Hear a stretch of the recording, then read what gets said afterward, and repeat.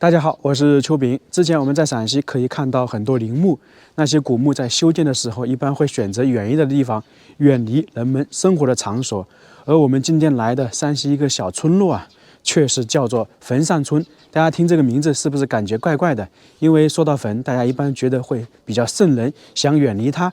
而这个村落呢，却是建在坟上面，这是极其少见的。我们别说唯一，但是肯定是非常罕见。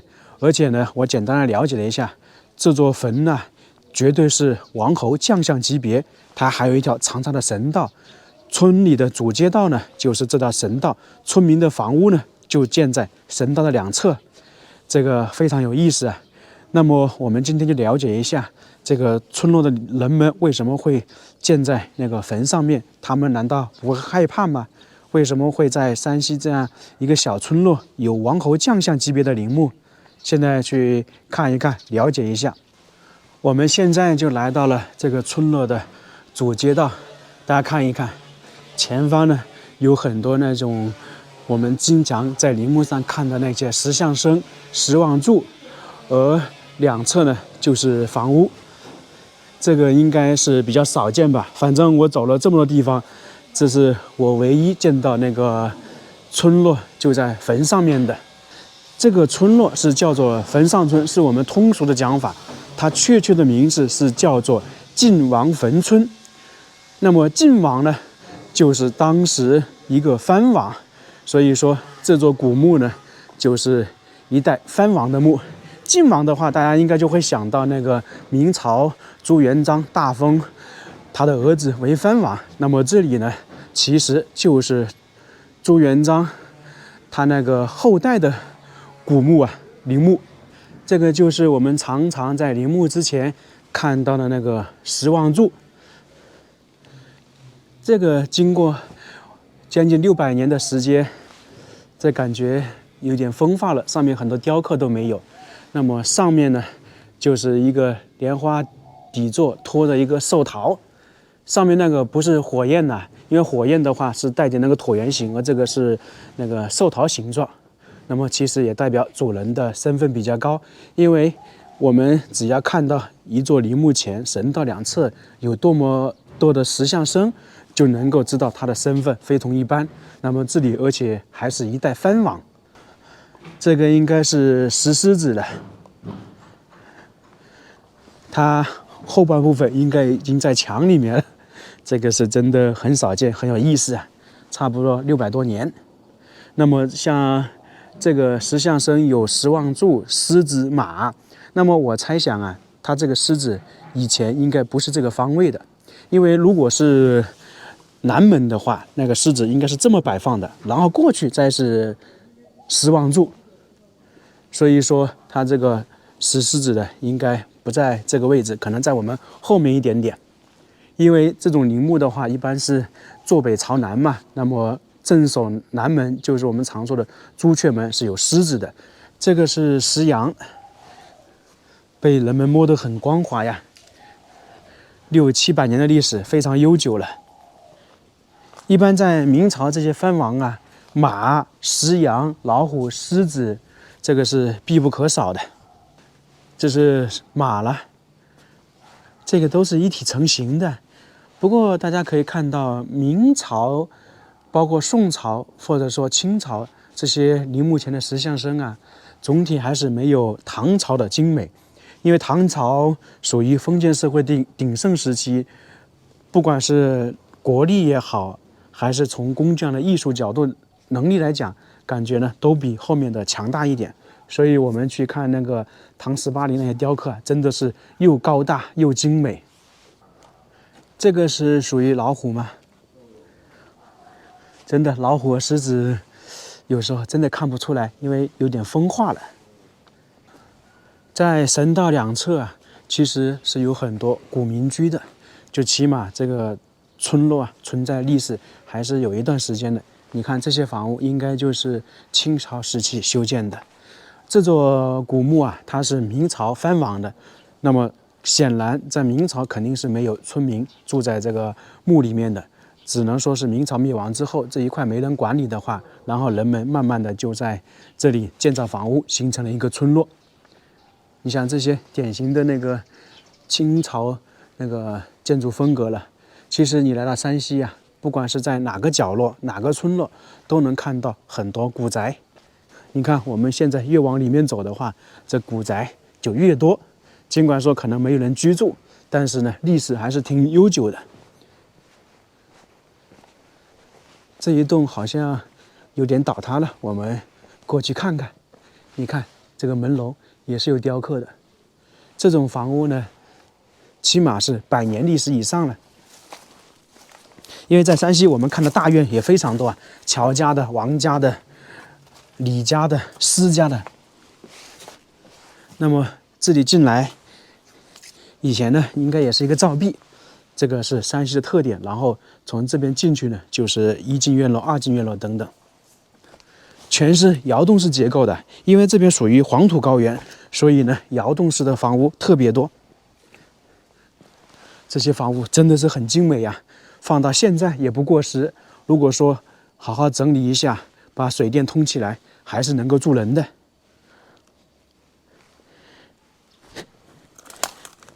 山西有2个特点，我们常说的地上文物看山西，还有庙宇、寺庙、道观也看山西。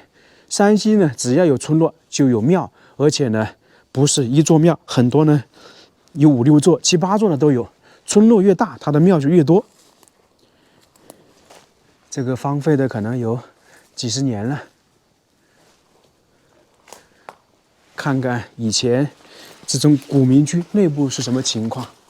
这个就是砖窑，我们在黄土高原看到很多土窑，这种砖窑呢，就代表家里条件还可以，才会建造这样的房屋。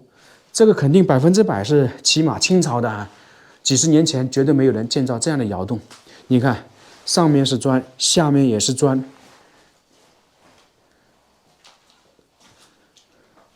这感觉荒废了没多久一样的，还能看到很多以前人们留下的生活工具。你看碗、桌子、米缸，还有一些柜子，杂乱无章啊。你看还有电线，那么我猜想可能10几年前还有人居住啊，因为这个电线能够看出年代感来。那炕上有个箱子。在陕北或者是黄土高原，很多人的炕上啊都会放一个箱子，然后到了夏天的时候，就会把冬天的被子啊叠在上面。这个窑洞真的是非常精美啊，肯定是当时花了大量的那个财力物力修建的，就可能这一家呀，起码是一个地主家庭。我们看到这些荒废的那个古宅，可能觉得会很可惜呀。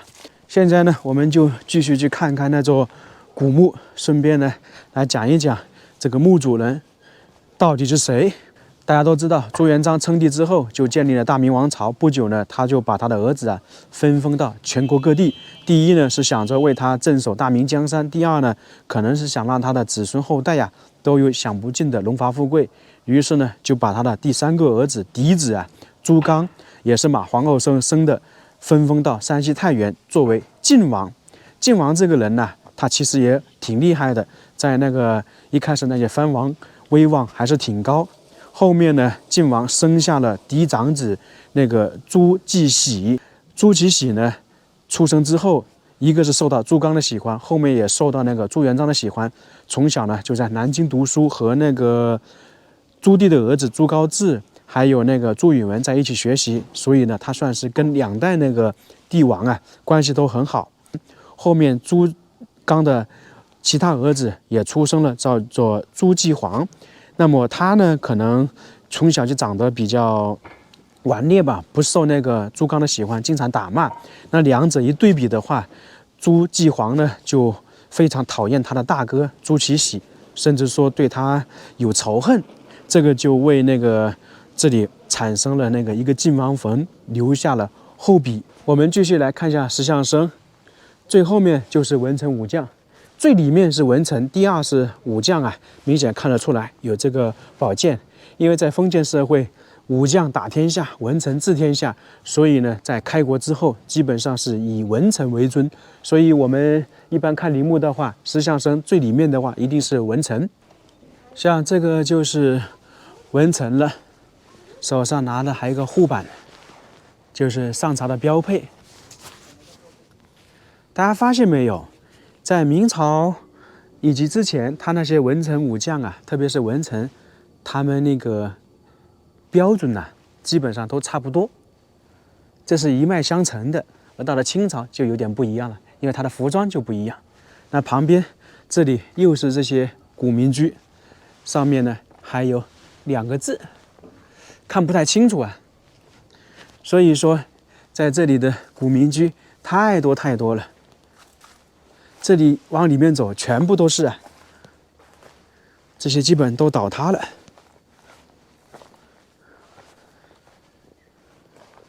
看起来真的是有点可惜啊。当然了，这肯定是大家有更好的条件，就去住一些、建一些、买一些更好的房屋了。你看这里就非常有意思了，文臣武将的石像就在他家的门口，相当于是有文臣武将在帮他镇宅辟邪。这个比我们说的一般狮子啊、老虎镇宅作用可能更大，大家说是不是？或者反过来说，这么建房子胆子还挺大的，敢跟这些陵墓前的东西住在一起，你说他们会不会害怕呢？我猜想，最早的人住在这里可能会害怕，后面可能不会。石像生我们就看完了，那么前方呢，就是它这座陵墓的那些墓冢。其实啊，在以前这里应该还有一扇大门的，就跟我们看那个明清其他那个藩王墓是一样的，它也是遵循前朝后秦的局面，只不过说现在没有了。我看一下资料，包括向村民了解了一下，在以前呢，这个地方还是有那种城墙式的，其实我们可以称之为陵墙。这看很多陵墓都看到了，它基本上是有4个门。这边呢，看到的全是古民居。我发现呢，越是挨着那个墓冢啊，就是坟头，这个古民居越多。你看，全部都是啊。那么这里是大门，前面又有一栋，非常多，左右两侧都是。大家现在建房屋的话，可能是建在外面一点，而以前呢是靠里面，可能有2个因素吧，因为后面是一座山，然后呢又一座陵墓在那边。这些人建房屋可能是不是沾这个我们所谓的风水呀？我在这个村落逛的时候，遇到当地的村民，他们向我介绍，这个村什么时候存在，他们也不知道，但是存在的原因，他们确实是非常清楚。主要是这个村落在以前是附近唯一有水源的地方，于是人们才开始在这里定居。包括现在他们这些水还要供应一些其他的村落。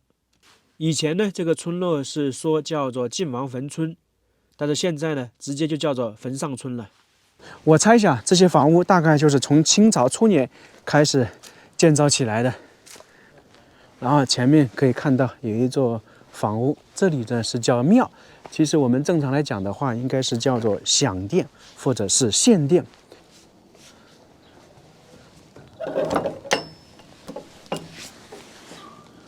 哇，地上很多盘龙啊！这个享殿进不去，我们就往旁边去看一看墓冢。到了洪武31年，年仅41岁的朱刚去世啊，也算是英年早逝。那么就由世子朱继喜继承那个晋王的爵位，同时呢，朱继璜应该是被封为平阳王。平阳的话，就是在我们现在所处的位置临汾。后面朱元璋去世之后，朱允炆继承皇位，他呢就马上开始进行削藩，导致呢朱棣起兵造反，最终夺取了江山，当上了皇帝。那么这个时候啊，朱继喜呢，其实呢他是非常看不惯的，因为他从小受到教育不允许这样。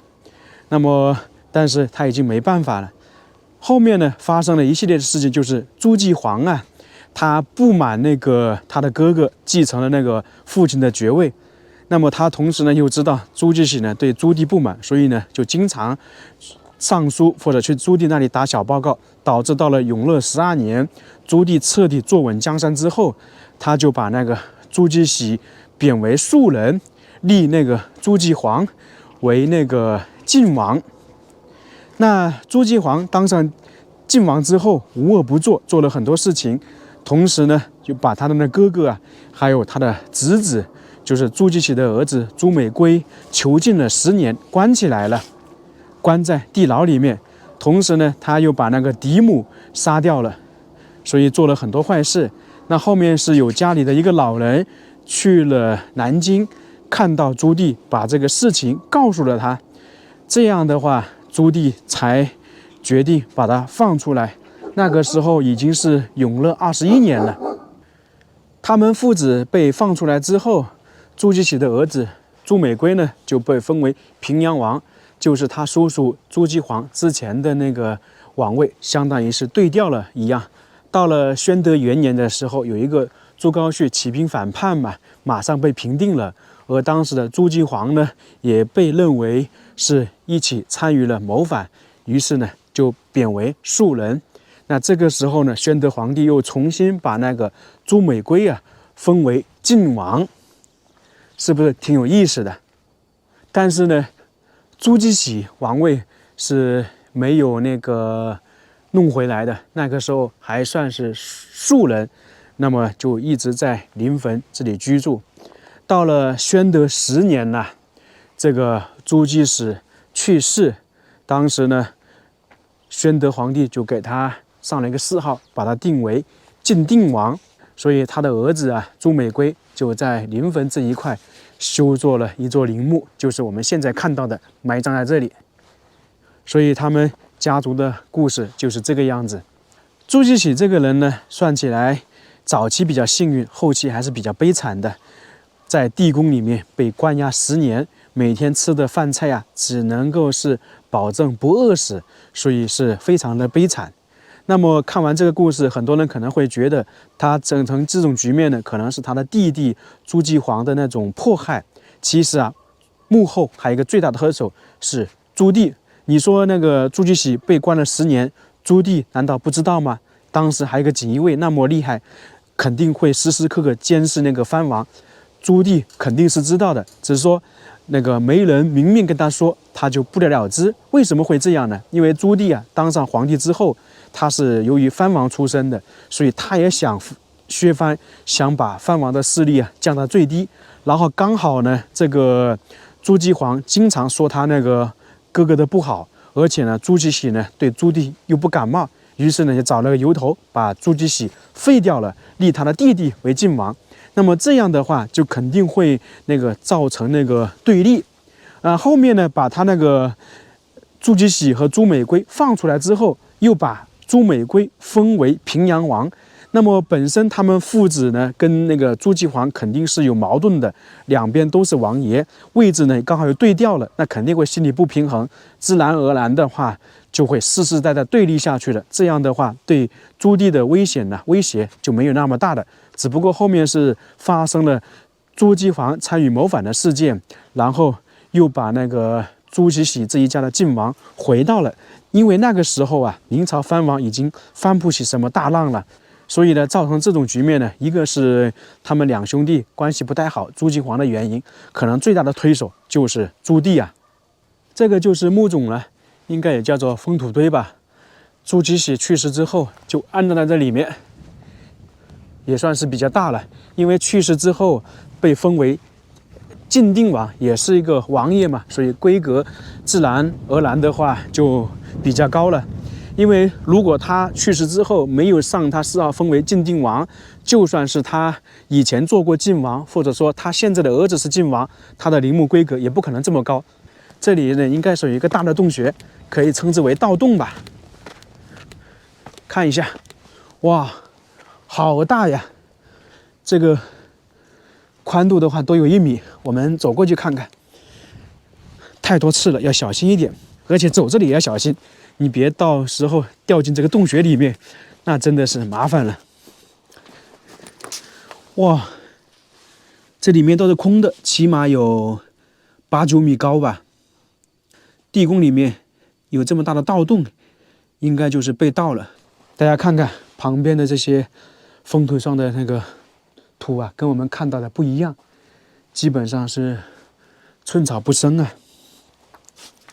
它分了好几层结构，下面是土，然后到中间还垫了一层石头，上面呢土里面放了小石头，这个就是修建陵墓的一些规制。它这些土啊，我们要跟大家说一下，它是经过爆炒爆晒才行的，因为在以前修建这些土啊，它一定要把里面的所有生物去掉，这样的话才能使里面不会长东西。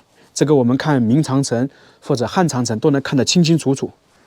在这个地面还能看到很多以前的那个砖块呀，哎呀，你看非常大呀。所以这一块应该以前有一些建筑的，只是说我们现在看不到了，挺可惜的。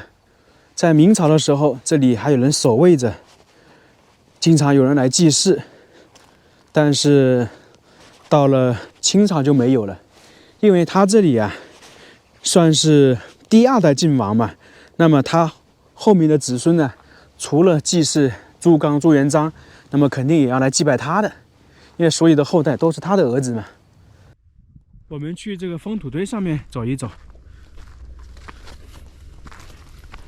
看看上面有什么，特别的刺啊！这个不知道是什么时候谁种的，好像黄土高原这种刺特别多，我们一般可以说为荆棘，反正在黄土高原是特别常见的。我现在到了封土了，以前那个位置啊，应该是有一堵陵墙的，把整个陵园包起来了，现在肯定是看不到了。那这个坟上村和这座晋王墓我们就基本看完了。为什么村民会在坟上建村呢？就像我们刚才说的，一个是这个地方在那个时候风水很好，另外呢，这里是有水源的，因为黄土高原本身水源就比较少，而这里恰恰有水源，那么人们呢就开始在这里定居了，后面形成了一个村落。关于害怕的话，可能最开始会有，后面慢慢的就不会了，因为毕竟这座古墓离他们居住的时间还是挺久远的。